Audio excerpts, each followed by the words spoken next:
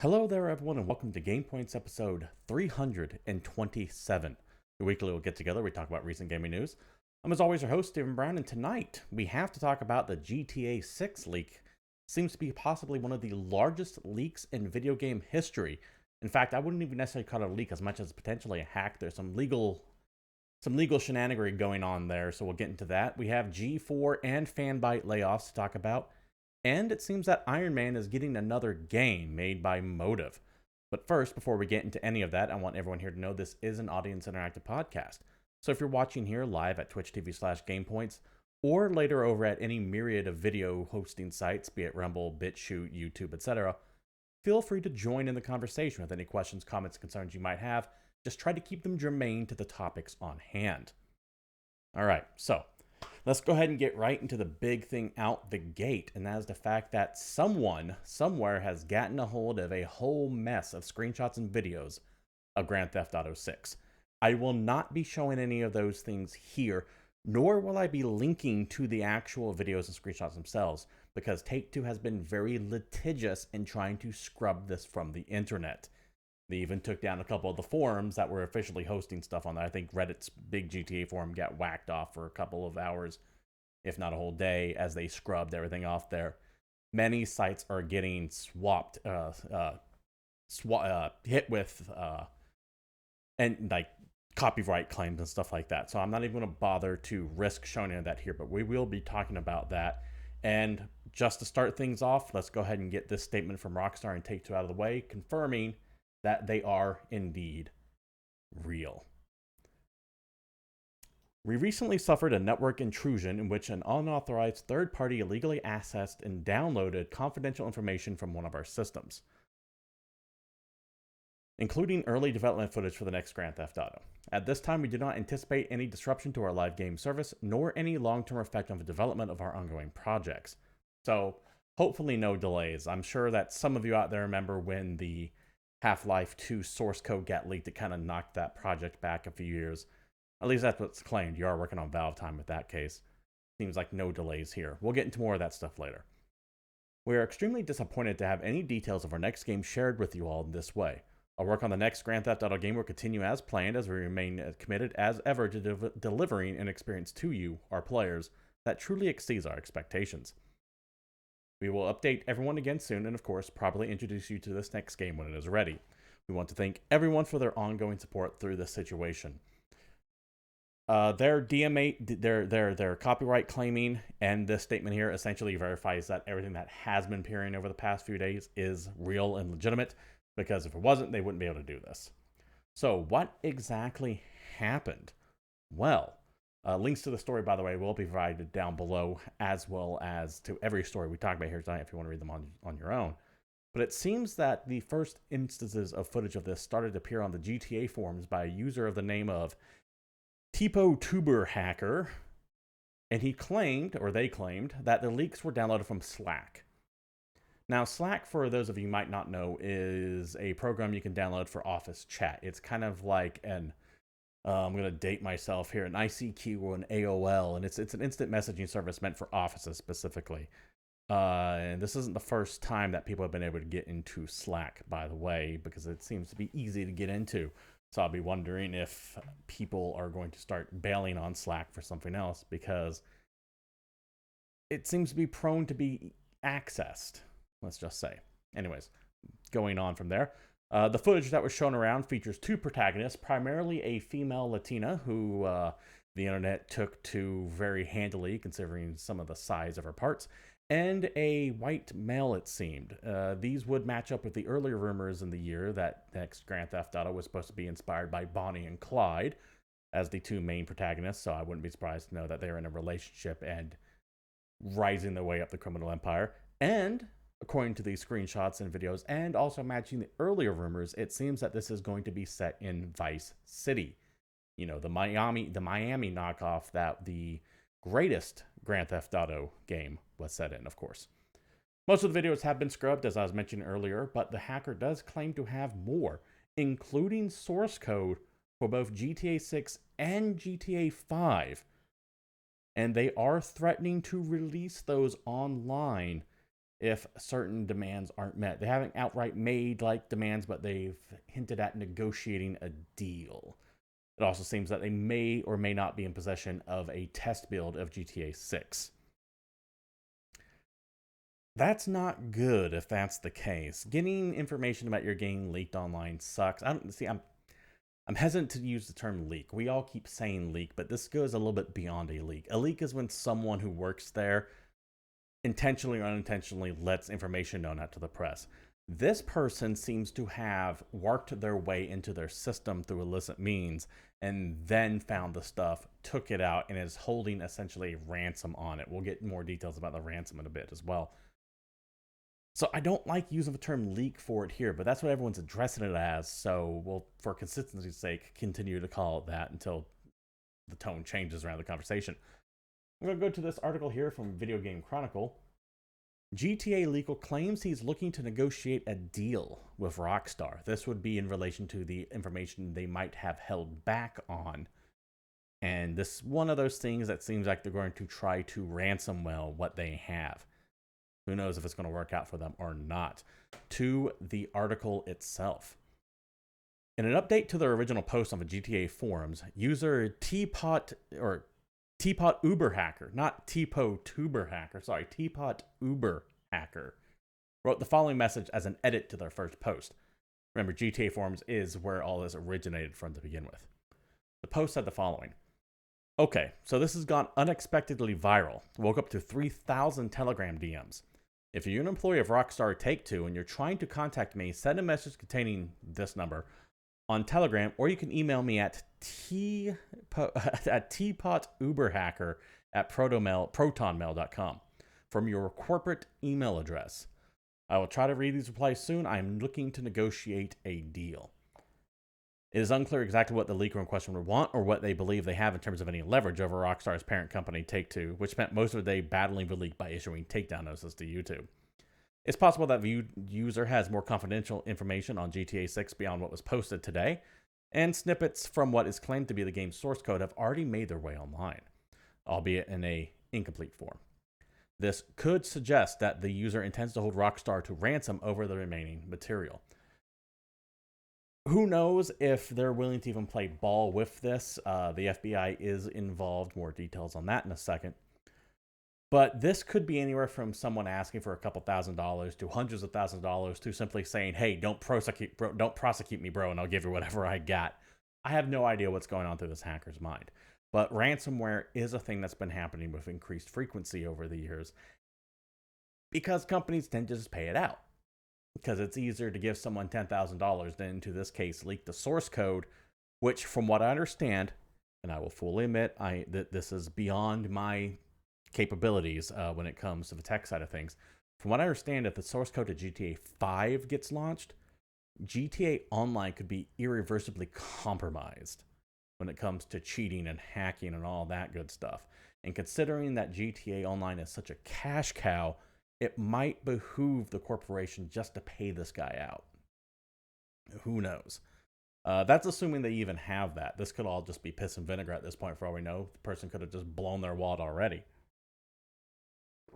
If you have any idea of what can be done with the source code, by the way, please let me know down below or here in the chat. I am super curious to know what can happen. I know it's a big deal, but I'm not a tech guy. I'm not a coder. I can barely run this. So let me know what could happen from this. However, it is serious enough that the FBI has been called in, as we alluded to earlier. This here via Eurogamer. There we go. The hacker who claimed responsibility for this weekend's enormous leak of Grand Theft Auto 6 material is now being investigated by the FBI. The same hacker is also said they were behind last week's high-profile hack of ride app Uber, which has provided an update to its own investigations. Uber said, there are reports over the weekend that the same actor breached video game maker Rockstar Games. We're in close coordination with the FBI and the U.S. Department of Justice on the matter and will continue to support their efforts. Uber said it believed the person responsible to be, quote, affiliated with a hacking group called Lapsus, Lapsus, which has been increasingly active over the last year or so, end quote, and which has similarly breached a list of other technology companies, including Microsoft, Samsung, and NVIDIA. Yesterday, Rockstar issued its own statement on the hack and admitted it has suffered a network intrusion, which has led to the leaked information being taken from its servers. The GTA maker said it was extremely disappointed, but there would be no long-term effect on development. No live services such as Grand Theft Auto Online were interrupted. No long-term effect on development, which kind of possibly implies short-term effect on development. So whatever they had planned to show, or when the projected date of this game was supposed to be coming out, I'm sure got pushed back at least a few months, if not longer, because you now have to go through all of your security protocols to make sure this doesn't happen again.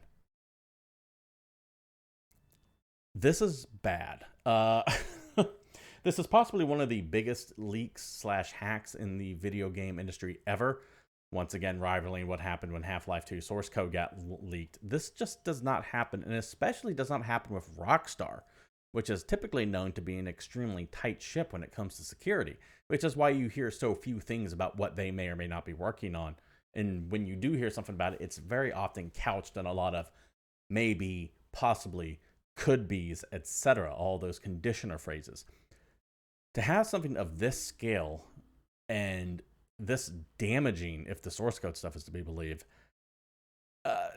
I would imagine that there are people working 24/7 right now at Take-Two and Rockstar, encoding, tracking down, doing whatever they can with all their data to make sure nothing else gets out, including a top-to-bottom review of their current security protocols. I wouldn't be surprised if someone lost their job over this, rightly or wrongly. It's that big of a deal, from what I understand. So, what does this mean at the end of the day? To you and I, probably not all that much. Grand Theft Auto 6 still technically not been announced, despite the fact that everyone's known they've been working on it for a long time. And that's not going to change. Rockstar didn't even call it Grand Theft Auto 6, if you notice. They said our upcoming game earlier. So, who knows? Coco for Tacos in chat asks, do you know if they use a third-party security firm? I have no idea. I have no idea at all. But that is a good question. If any of you guys out there know, please let me know. I have no idea if they go through third-party or not. I would imagine it's all internal. Because if it was third-party, that would have been mentioned somewhere, I would think. Furthermore, this came from a Slack channel. At least that is what Teapot Uber Hacker is claiming, that they got it from a Slack channel. I would imagine all Slack is being ripped out at Take-Two right now just to prevent that from happening. Because I don't think this is the first time Slack has led to a leak. I'm trying to think of one recently, but it's not coming to mind. Anyways, let me know what you all think about this hack here. Should people even be reporting it? I think so. Because there's a lot of people saying, oh, you shouldn't be spreading it because it just encourages it. It's news, bro. There's some people saying that now that people shouldn't be copyright claimed on showing these images. I do agree with that because it's out there. It's in the wild right now. It's out there. You can't, there's nothing for it anymore. So you can't put that genie back in the bottle. Give me your thoughts and opinions on this out there, though, please, before we move on to our next story here. Via IGN, a new Iron Man game has been announced by EA Motive. EA Motive, the studio behind the upcoming Dead Space remake, has announced that it's developing an Iron Man game. In a new tweet from Motive's Twitter account, the Montreal-based EA studio revealed that it's collaborating with Marvel Games on a, quote, all-new single-player action-adventure Iron Man game. This project still be said to be in early development. Awesome that single player. I don't want any kind of multiplayer or VR experiences with this, and the reason why I'm somewhat excited for this, I'm not super excited for it, I'm not like Jones in it, but I'm interested to see what happens, because EA is also the studio that gave us Anthem. Now, I know, Anthem wasn't good. Anthem was put down like a dog only a few months after its release, and we only talk about it to mock it. That said, the flying in Anthem was really good for a combat suit. And I remember when I was playing Anthem, I would love to see this implemented into an Iron Man game. And admittedly, Motive and BioWare are two different companies, but the way that the big publishing houses are going these days, one company just doesn't work on a game anymore. You'll have your main studio working, or one studio doesn't work on a game anymore. You have your main studio working on it, in this case Motive, but they can pull in support from BioWare. They can pull in support from all of EA's other studios that they have on there to create something special here. I will always recommend an ounce of caution over getting hyped up over this stuff, but at least it seems to fit. So I'm not just going to dismiss this out of hand like I would so many other things. So yes, an Iron Man game is coming by EA Motive. I would imagine that they want to wrap up work on Dead Space first, and then potentially any support for that game later on. Hopefully the Dead Space remake does well enough that they make 2 and 3 again, but we'll see. So yeah, expect Iron Man to be coming, if I had to venture a guess, 2024, 2025. I also would not expect it to be part of the MCU, by the way. I'd expect this to get the Avengers treatment, Marvel's, Square Enix's Avengers there, where they look kind of like their Marvel Universe counterparts, but aren't quite there because they're supposed to be on a standalone thing. I would expect that from this. Just keep that in mind. Chat says, I'd imagine Marvel being strict of quality control more so than before. Well, it's important to remember that Marvel is owned by Disney, and Disney used to have the Star Wars exclusivity agreement with EA for quite a while, and that didn't work out too well with them. So yes, I do think that those people at Disney have a little bit more of an eye for QC than before, and I'm kind of shocked that EA was able to get something from them, considering their, let's just say, less than stellar workings on Star Wars for 10 years, a very squandered license that EA had and did nearly nothing with it. So I'm somewhat surprised that they were able to get at least this, but maybe someone did a mock-up with using Anthem tech and went, hey, this is what we can make, and someone at Disney was impressed. We will see. Moving on to the next topic here. From The Verge, it was announced that PlayStation VR games will not be compatible with the PlayStation VR 2. Because why not? I do think there is a legitimate reason for it, and we'll get into this after the article. To the article from The Verge. We finally have an answer about whether PlayStation VR 2 will be able to play games from the original PlayStation VR, and the answer is no. As Twitter user Nibel spotted on the official PlayStation podcast, when they asked Hideaki Nishino, I apologize, I probably butchered that, a vice president of the platform experience at Sony, whether or not the game from its last-gen virtual reality headset will run off a new one, his response was the following. PlayStation VR games are not compatible with PSVR 2, because PSVR 2 is designed to deliver a truly next-gen VR experience, end quote. He then continued. PSVR 2 has much more advanced features like all new controllers with haptics feedback and adaptive triggers. He also referenced the headset's inside-out and eye tracking as well as 3D audio. This means developing games for the PSVR 2 requires a whole different approach than the original PSVR. These features actually enable developers to create worlds that feel more vivid and alive, bringing players closer to the gameplay experience than ever. Always leave it to Sony to do the bare minimum.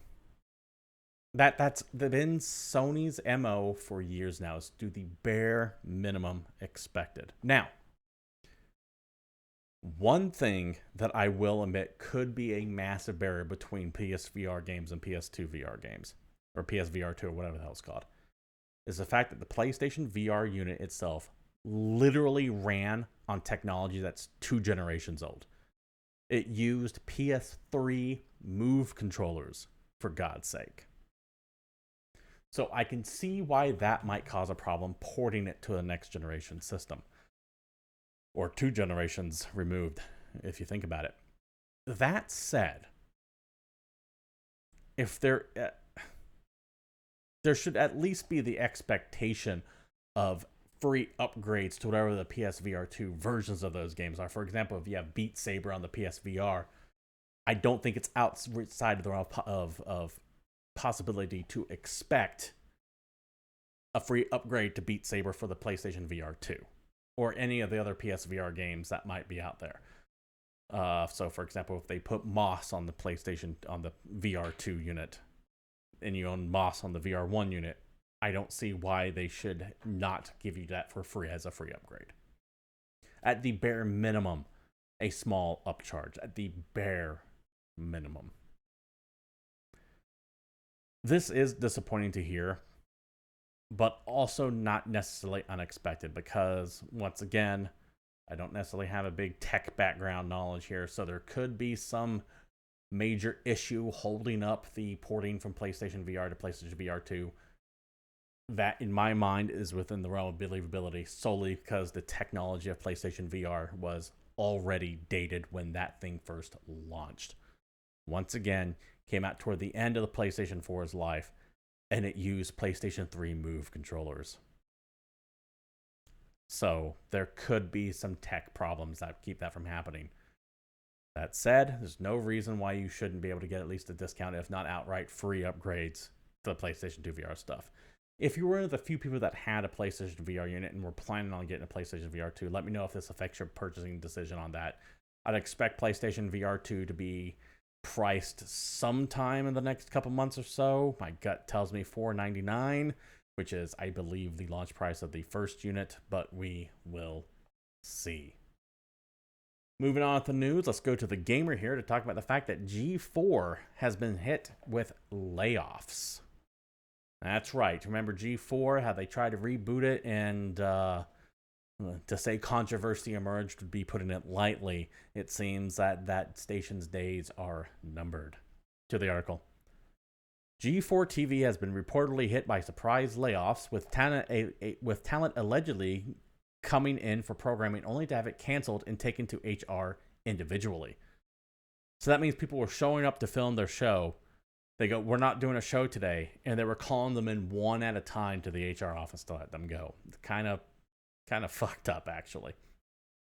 A new report suggests that between 20 to 30 of employees have been laid off so far, as G4 TV looks to be struggling financially, not even a year after the reboot. I believe the head count to G4 was 200 people, which is obscene for any kind of institution like this, considering that most gaming most gaming podcasts or websites run maybe 50 to 75 people. I think IGN would be the biggest, and even then I think they only have like 100 to 150. So the idea that G4 needed 200 people to run it is laughable, but that is what the last number that I saw anyways was that they had 200 employees. So this would be roughly 10 to 15% of their staff. Speaking with Kotaku, one employee has even said that they cannot imagine the show continuing as normal without the people that were allegedly laid off. It seems to be a lot of front-facing talent, by the way, that was let go. And some of the people that weren't let go have decided not to renew their contracts or expiring soon. So there's that. Staff that had been laid off reportedly received 16 weeks and 6 months of severance pay, although the future of G4 itself, as well as the lineup of the shows currently planned, is unknown. Also, according to Kotaku, 3 of their sources described trouble with financing over the past few months. They also claim that 2 months ago, former G4 president Russell Ahrens has allegedly set ridiculous revenue goals, leaving staff confused and bewildered. G4 is now run by Comcast Spectator CEO Joe Marsh, who has been repeatedly finding ways to cut down on a budget, which is one possible reason for this round of layoffs. I swear I can read, but for some reason it's not coming out right. G4 had all the goodwill in the world when they announced they were coming back, along with a bunch of people saying, this is cool, but also irrelevant. We live in an age where any idiot with a webcam can talk about gaming news. G4 doesn't make sense as a business model anymore. But I know a lot of people, while simultaneously said that, were hoping that this would be successful because there's a lot of nostalgia attached to G4. And then what we got was nothing but X-Play, Attack of the Show, and Ninja Warrior reruns. Also, let's not forget Starcade, that 70s game show that popped up every now and then. I have seen few things squander as much goodwill as G4 did. And it certainly didn't help that within a few months after going live, one of the biggest news stories around this controversy was one of their members essentially lambasting their audience for things. I'm not going to get into the controversy around that. You all know who I'm talking about. And then it just went downhill from there. Because when you tell your audience, if you don't like it, don't watch it, they're not going to watch it. This is the same thing that happened with Battlefield when they said, if you don't like it, don't play it. And people went, okay. Because this content in general, as well as games, as well as everything right now, They're all fighting for your time. And it's very easy to go to somewhere else and waste your time. So if G4 is going to come out and attack their audience en masse, then it's understandable that people are going to go, okay, I'm just going to go to any of the other thousands of other people where I can get the same thing from. Yes, Coco for Tacos. It's very reminiscent of saying we have a product for people who don't like the Xbox One, the 360. It's bad marketing. It is bad. There is no way to spin that ever in any good positive light. Just shut your goddamn mouth. The layoffs at G4 have continued, by the way, since this article came up, with one personality in particular seemingly gloating that they were still with the network and then soon finding themselves without a job. You know who I'm talking about. This sucks, though, because I have a lot of fond memories of old G4, watching Arena, watching Portal, that stupid little MMM show they had. I liked Cinematheque when they would just show the cutscene CGI scenes.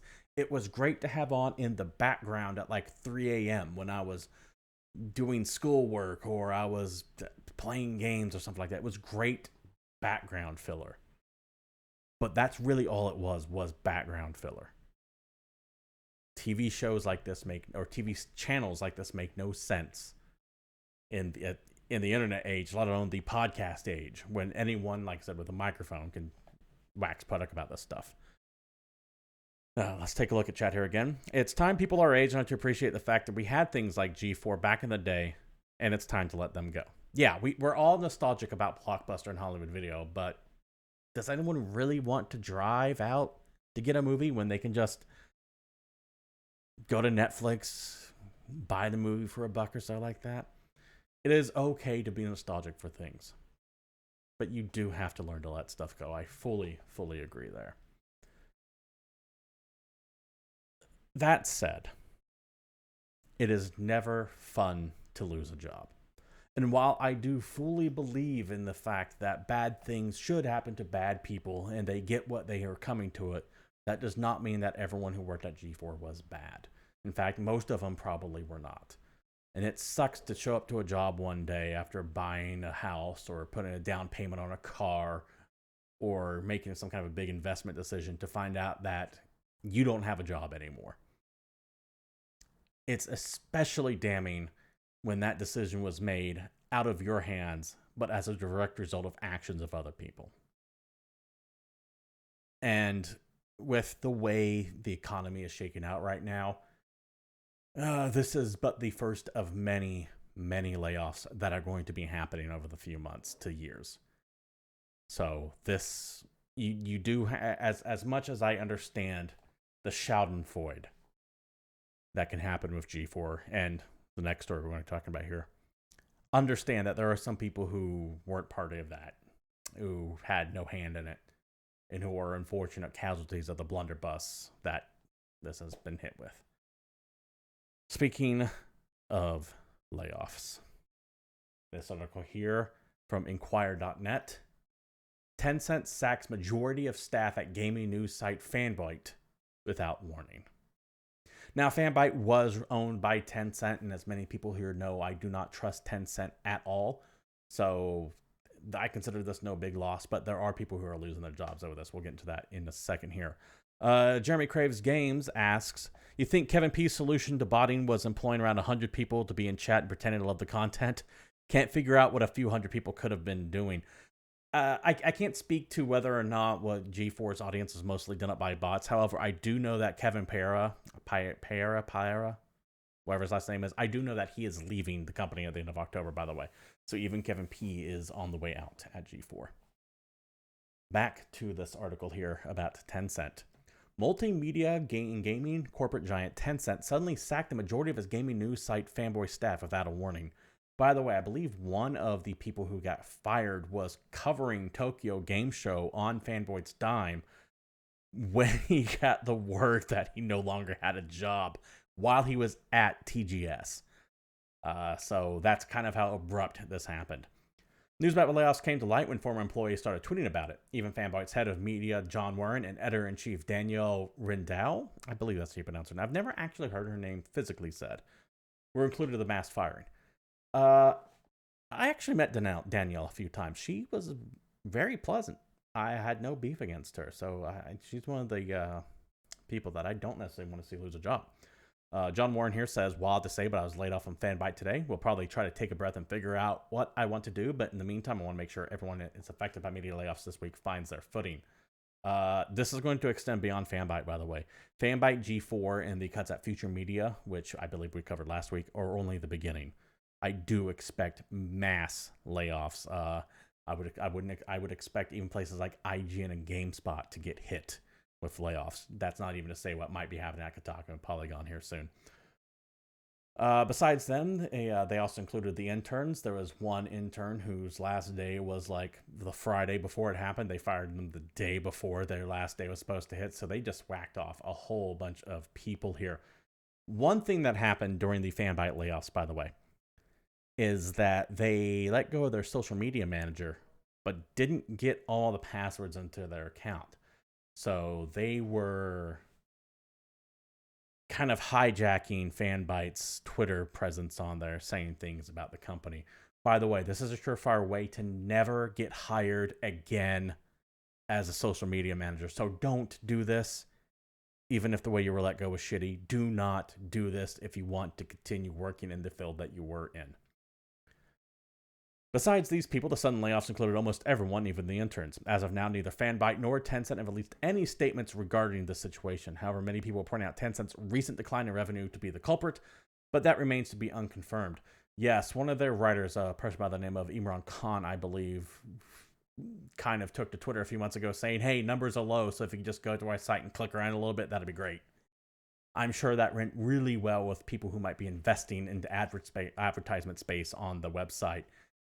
Imagine you're paying to have your ads run and one of their editors comes out and say, hey, our numbers suck. Could you just blindly click around so we can juice numbers? Yeah, that's stupid. Don't do that. You want to talk about another way not to get hired by anyone else. Say shit like that on Twitter. Twitter can and will be used to keep you from getting a job. Act accordingly. If you're not willing to say that in front of your boss, don't say it on Twitter. Please, for the love of God. Just take that as a precautionary story right now, because the axe is going around and people will get cut and fired for anything right now because numbers are tight across the board. Don't do shady shit. That said, once again, shouting for those employees here because it's a Tencent run company. Fuck Tencent. And more people should be having the balls to say fuck Tencent. Unfortunately, that does not apply to former CEO of Sony Interactive Entertainment Worldwide Studios, Shawn Layden. As posted by Wario64 on Twitter, Shawn Layden has recently updated his LinkedIn, saying that he is delighted to share that they have recently joined Tencent Games as a strategic advisor. In this new role, I hope to advise, assist, and support the team at Tencent as they deepen their activities and commitments within the industry to which I have devoted the majority of my career. We are at an epoch-defining moment in gaming and interactive entertainment. There are many possible roads ahead, but only a few of the profound, broadening, inclusive, edifying, inspiring, and/or sustainable, said the man who's working for a company that has a vast majority of its workforce who are directly CCP, Chinese Communist Party members. You know, that lovely group of people that are literally genociding an entire section of their country as we speak. I am through a continuous journey of discovery and thankful for Tencent for the opportunity. Shawn Layden, by the way, once again, was CEO of Sony Interactive Entertainment's Worldwide Studios, but seems to have been forced out of the company after losing a power struggle with Jim Ryan. Layden himself came out to say, no, I was just tired and I wanted to kind of end my career at the apex of this, only to come back a few years later, to work for Tencent there. Shawn Layden, what the fuck are you doing? I guess the money was good enough for you to sell out on principles. I don't. I get that the average gamer can't play anything anymore that isn't owned by Tencent or that goddamn Saudi Arabian prince. And I get that that's a lower level. But that's different than actively going to work with them, Shawn. Come the fuck on. I hope that Tencent Blood Bunny is really good for you. I hope you sleep well at night. But fuck this. This is ridiculous. While on the Tencent hate train, because goddamn, you can't go out week without hearing another story about this from gamesindustry.biz. Tencent takes a minority stake in Mordhau studio Triternion. It is exactly as the headline says. Mordhau developer Triternion, however you pronounce that, is the latest developer to secure an investment from Tencent Holdings, with the Chinese tech firm taking a minority stake in the studio. The percentage taken, the amount invested have not been disclosed. However, Triternion CEO Marko Grugovic gave some insight into how the new funds will be used. They said the following. Tencent's investment will allow us to keep building on the success of Mordhau and grow the game across other platforms. On top of this, it'll help expand our team and accelerate development and launch of new IP. The studio was founded in 2017 and released Mordhau for the PC in 2019. The game has gone to more than 2 million copies, 500,000 of which were in the first week. Decent success on Steam. I get it's hard to walk away from money. I absolutely do. But at some point, you have to realize that you're making a deal with the devil here. And it will bite you in the ass. It absolutely will. Anyways, am I off base on here? Am I going insane over the Tencent stuff? I have been ringing the klaxon about Tencent for it feels like 5 or 6 years at this point, and it just seems like everyone just kind of goes, yeah, okay, I know they suck, but they got billions of dollars. Okay. The chickens are going to come home to roost on this one. Mark my words. Mark my words. All of these people are going to regret taking that dollar from Tencent sooner or later. Possibly sooner if the Chinese economy keeps tanking like it is. And if China jumps on Taiwan like they might, all of these companies are going to be on the hook for anything that might be coming up as far as negative press goes. This is a double-edged sword and is going to stab them one day. Take a look at chat here. Not downplaying all the acquisitions that Microsoft and Sony are making over these last few years, but it's frustrating seeing Tencent doing the same thing and getting away with it in terms of mainstream attention. It's because it's not necessarily being outright bought in many of these cases. They're 5, 10, 15% takes, and when they do buy a studio outright, they tend to be smaller. I say tend to be because they also own Riot Games.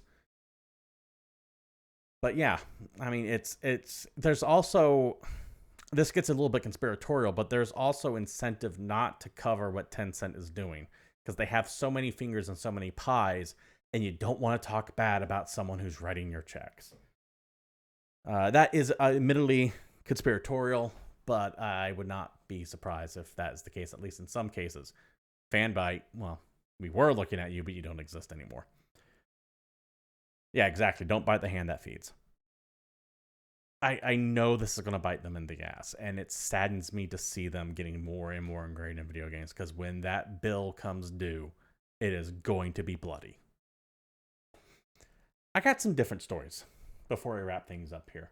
Let's move to Video Game Chronicle for this one. It looks like Ted Lasso could be coming to FIFA 2023. Full disclosure, I have not seen a single episode of Ted Lasso, but I know it is very much loved. And I know a lot of people who really enjoyed Ted Lasso who are probably smiling at this news. In a tweet from the show's account, in which EA's FIFA profile appeared...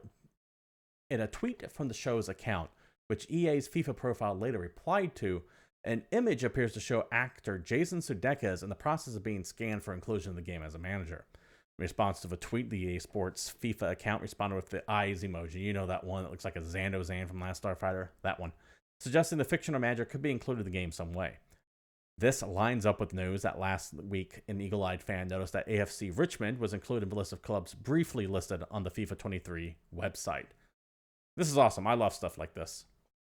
I absolutely love little crossover things like this. I know a lot of people are excited for Ted Lasso. A lot of people were big fans of it. Glad to see them getting some kind of bone here after it was, I believe, canceled. I believe that show is no longer existent. This puts a smile on my face. And I'm not even going to play EA. I just like it. It's a feel-good story. It is. And it's one that at least makes sense to me. This next one, though, sure, I guess we can make a movie on this. I didn't even know this was coming.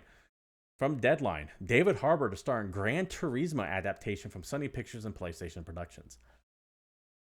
I remember grumblings about a Gran Turismo movie years ago, and I just blocked it from my mind because what the hell can you base Gran Turismo on? But Apparently, there's a real story here, and I'm kind of interested in seeing what it is. To the article itself, David Harbour, set to star in Sony Pictures and PlayStation Productions film adaptation of Gran Turismo. Neil Blomkamp is directing from a screenplay written by Jason Allen and Zach Balin. Based on a true story, the film is the ultimate wish fulfillment tale of a teenage Gran Turismo player whose gaming skills won a series of Nissan competitions to become an actual professional race car driver. That's interesting. I had no idea that this was going to be based on a real life story of some kid who loved Gran Turismo and then became a professional driver. That seems interesting to me. Am I going to go to the theater to see it? No, I might watch it on Netflix one day in the same way I watched Ford versus Ferrari. But it's more of a plot than I was originally thinking when I first heard that making a Gran Turismo movie. Going on. PlayStation Productions Assad Kizabash and Carter Swan. I apologize for mispronouncing that name, by the way. Doug Belgrad and Dana Beretti are producing. Game creator Kazunori Yamamuchi and Hall are executive producing. Sony Pictures will release the film August 11th. I would imagine that's August 11th, 2023. There is no date there, but I'm imagining 2023. Cool. I'd get behind this. Once again, not something that's relative to my tastes, but I would watch this. I like the idea of it. It's kind of like the Wizard for cars. I wonder if he's going to find some Lucas equivalent who's got a power glove and then later went and did bad things and is now in jail. Who knows? We'll see. Anyways, that wraps up for the news, which means we're going to go ahead and go right into new releases. And we do have a few of them to get out of the way. First up, There Is No Light on the PC. Battle your way through the grim underground world in this brutal action-adventure RPG. Exterminate hordes of enemies and fight dangerous bosses as you explore the world the way you want. This is a pixel-based... I shouldn't say pixel. It is pixel-y. A pixel-y based action RPG, as it said. It has a very dark art style, a very brutal and violent art style. Looks entertaining. Seems to be getting kind of meh reviews right now, so I'm going to hold off on playing it, but I do want to take a look at it eventually. Return to Monkey Island comes out on the PC and Switch, rather. Return to Monkey Island is an unexpected, thrilling return to the series creator Ron Gilbert that continues the story of a legendary adventure games. I'm shocked that this game even came out. Return to Monkey Island, classic adventure game up there with Maniac Mansion, the Fate of Atlantis with that Indiana Jones Fate of Atlantis, Space Quest, the old school of computer games when you used to have to type like. Not quite Zork Light, but you would have to find like the stick to put the gum on the end of it to reach into the beehive to get the key kind of style of adventure game. It is a long dead genre, and to see something as old as Monkey Island actually not only get revived but finally come out is refreshing. I'm glad to see that this not only has released after so many years, but is getting decently reviewed as well. Also out this week, Solstice, spelled S-O-U-L, on the PC, PS5, and Series X. Explore a dark world brimming with hidden mysteries, master a diverse combat system, and inhabit the dual forces of two sisters in a coming-of-age dark fantasy with this fast-paced action, vicious enemies, and spectacular boss fights. It looks very Devil May Cry-ish. I would say it's possibly a spectacle fighter, but looks to be just slightly more prodding than that. But if I had to put in a genre, I would say that. No Place for Bravery on the PC and Switch. Thorn, an old warrior worn down by decades of vim and violence, roams a world undone in search of his lost daughter. Dodge, parry, and cleave your way out of the brutal clashes of this 2D top-down action RPG and discover the bone-chilling tale of Thorn's crusade to make his family whole again. It calls itself a 2D Sekiro-esque game. It has a similar art style to There Is No Light, by the way, that grim, brutal, overly violent kind of Franz Fazzanetti. What was his name? The artist, Franz Fanzanetti. You would recognize his art if you saw it. It has like that style to it, very low fantasy, very borderline Geiger-esque with some of its imagery, a lot of blood and skulls and guts and all that stuff. That comes out to PC and Switch. Also this week, Serial Cleaners on the PC, PS4 and 5, Series S and X and Switch. Serial Cleaners is a top-down stealth action game where you get to experience being a murder scene cleaner for the mob in 1990s New York. Alternate between 4 cleaners, each of their own unique style, and live their stories. This looks awesome. You essentially get to play the wolf from Pulp Fiction. You show up to the crime scene, and your goal is to make it tidy again. I'm very interested in this game to see how it plays for sure, because who doesn't want to be Harvey Keitel from Pulp Fiction? Finally, this week, the Diofield Chronicle on PC, PS4, and 5, Series S and X, and Switch. I straight up thought this was Switch only until this week. So, good to know. A gritty and immersive story brought to life with the latest technology, introducing real-time tactical battle, a new deeply strategic real-time battle system. The beginnings of a new strategy RPG crafted by a skilled and experienced development team. That is their little blurb they have on there. This is an RPG that seems very reminiscent of a cross between Valkyria Chronicles and Fire Emblem. Being published by Square. I don't think actually developed by anyone in-house at Square. I could be wrong on that. Looks interesting. The early reports are that the game is a bit disjointed in its storytelling, that none of the levels seem to be connected to each other. At least that's the impressions from the demo that people were getting. Reviews have been dropping as of about an hour or two ago about this, and they seem to be positive. But I don't know if this is actually going to scratch that strategy itch that I have.